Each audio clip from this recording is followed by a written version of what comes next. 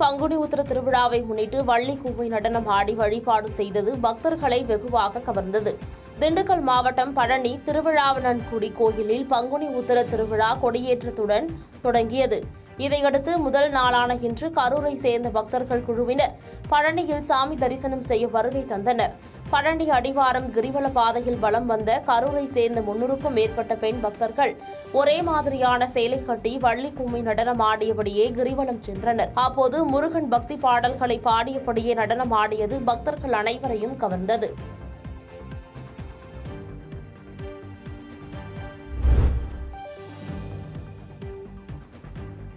திண்டுக்கல் நாகல் நகர் மேம்பாலத்தில் பழுதாகி நின்ற அரசு பேருந்தால் போக்குவரத்து பாதிக்கப்பட்டது. திண்டுக்கல் மாவட்டத்தில் கடந்த சில மாதங்களாக அரசு போக்குவரத்து துறையால் பொதுமக்களுக்காக பயன்பாட்டில் உள்ள பேருந்துகள் ஆங்காங்கே பழுதாகி இருப்பதும் பயணிகளை பாதையிலேயே இறக்கி விடுவதும் தொடர்ந்து நடந்து வருகிறது. இந்நிலையில் கும்பகோணம் பணிமனையை சேர்ந்த அரசு பேருந்து ஒன்று பழனியிலிருந்து சிவகங்கைக்கு 40க்கும் மேற்பட்ட பயணிகளுடன் திண்டுக்கல்லில் இருந்து சிவகங்கை சென்றபோது நாகல் நகர் மேம்பாலத்தின் நடுப்பாதையில் பழுதாகி நின்றது. இதன் காரணமாக சாலையின் இரு பகுதிகளிலும் போக்குவரத்து பாதிப்பு ஏற்பட்டது. பேருந்து பயணிகளும் மாற்று பேருந்து கிடைக்காமல் சாலையிலேயே காத்திருக்கும் சூழ்நிலை ஏற்பட்டுள்ளது.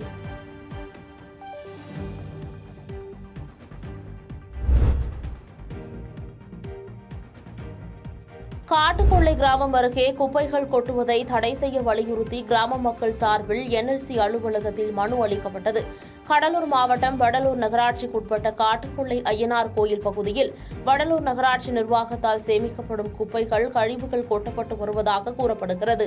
இந்நிலையில் குடியிருப்பு பகுதி அருகே குப்பைகளை கொட்டுவதால் நோய் தொற்று பரவும் நிலை தொடர்கதையாகி வருவதாக கூறி காட்டுக்கொள்ளை கிராம மக்கள் கடந்த 2 நாட்களுக்கு முன்பு வடலூர் நகராட்சி குப்பை அள்ளும் வாகனத்தை சிறைப்பிடித்து போராட்டத்தில் ஈடுபட்டனர். பின்னர் இதுகுறித்து ஊர்க்கூட்டம் முடிவு செய்யப்பட்டு NLC நிர்வாகத்திடம் இதுகுறித்து மனு அளிப்பதாக தீர்மானம் நிறைவேற்றப்பட்டது. இதனைத் தொடர்ந்து இன்று நெய்வேலியில் உள்ள பொது மேலாளர் அலுவலகத்திற்கு சென்ற 100க்கும் மேற்பட்ட கிராம மக்கள் NLC அதிகாரிகளிடம் மனு அளித்தனர். அந்த மனுவில் வடலூர் நகராட்சி நிர்வாகம் குப்பை கழிவுகளை கொட்டுவதால் பொதுமக்களுக்கு நோய் தொற்று பரவும் நிலை தொடர்கிறது என குறிப்பிடப்பட்டுள்ளது.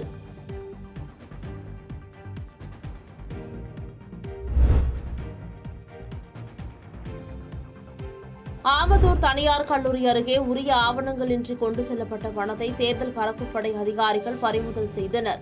விருதுநகர் மாவட்டம் ஆமதூர் தனியார் கல்லூரி அருகே தேர்தல் பறக்கும் படை அதிகாரி பாஸ்கரன் தலைமையில் சிவகாசியிலிருந்து விருதுநகர் நோக்கி வரும் வாகனங்களை சோதனை செய்தனர். அப்போது அவ்வழியாக காரில் வந்த சிவகாசி பள்ளப்பட்டியைச் சேர்ந்த மகேந்திரா கார் கம்பெனி டீலரான மதீன் மணி சிவகாசியில் வசூல் செய்த பணத்தை காரைக்குடியில் உள்ள அலுவலகத்தில் செலுத்துவதற்காக காரில் சென்றுள்ளார். அப்போது தேர்தல் பறக்கும் படை அதிகாரிகள் காரை சோதனை செய்தனர். இதையடுத்து காரில் உரிய ஆவணங்களின்றி எடுத்துச் செல்லப்பட்ட ரூபாய் 1,90,000 ரூபாயை பறிமுதல் செய்தனர். தொடர்ந்து தேர்தல் பறக்கும் படை தலைவர் பாஸ்கரன் விருதுநகர் வருவாய் வட்டாட்சியர் மகேஸ்வரியிடம் பறிமுதல் செய்யப்பட்ட ரூபாய் 1,90,000 ரூபாயை ஒப்படைத்தனர். மேலும் இதுகுறித்து சம்பந்தப்பட்ட நபர்களிடம் விசாரணை மேற்கொண்டு வருகின்றனர்.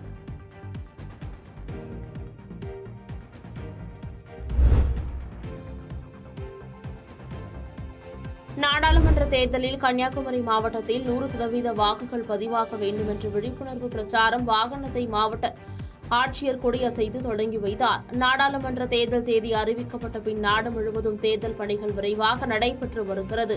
அந்த வகையில் அனைத்து மக்களும் வாக்களிக்க வேண்டும், 100% வாக்குகள் பதிவாக வேண்டும் என்பதை வலியுறுத்தி கன்னியாகுமரி மாவட்டம் நாடாளுமன்ற தொகுதி முழுவதும் அதிநவீன மின்னணு விளம்பர வாகனம் மூலம் விழிப்புணர்வு பிரச்சார வாகனத்தை நாகர்கோவில் மாவட்ட ஆட்சியர் ஸ்ரீதர் கொடியசைத்து துவக்கி வைத்தார். இந்நிகழ்ச்சியில் செய்தி மக்கள் தொடர்பு அதிகாரி கோத்ரைட் மற்றும் தேர்தல் அதிகாரிகள் கலந்து கொண்டனர். தொடர்ந்து மாவட்டம் முழுவதும் 6 தொகுதிகளிலும் தொடர்ந்து பிரச்சாரம் செய்ய திட்டமிட்டுள்ளனர் என மாவட்ட ஆட்சியர் ஸ்ரீதர் செய்தியாளர்களிடம் தெரிவித்தார்.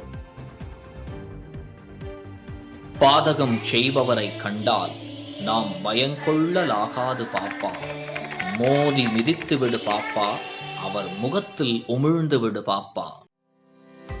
அண்மை செய்திகளை உடனுக்குடன் தெரிந்து கொள்ள இணைந்திருங்கள் இயம்நாடு தொலைக்காட்சியுடன்.